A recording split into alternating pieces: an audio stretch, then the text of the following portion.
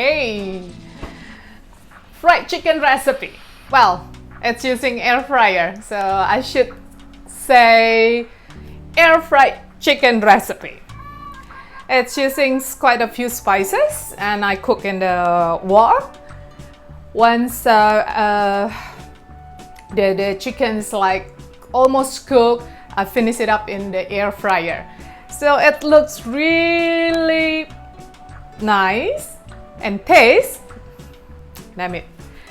I put the coconut water. So it has this sweetness from the coconut water. You should see how I make this one. Eat it with the bowl of rice, like we Indonesian do, and we usually use a few raw vegetable and then the special chili, we call it sambal terasi. But you can also eat it just like that with salad.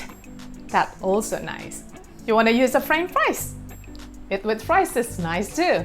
Check it out how to make it. It's very easy. You can cook the chicken, keep it in the fridge. Whenever you want it, finish it up in the air fryer. Simple. Dinner can be ready anytime. Check it out how to do it. Let's cook together.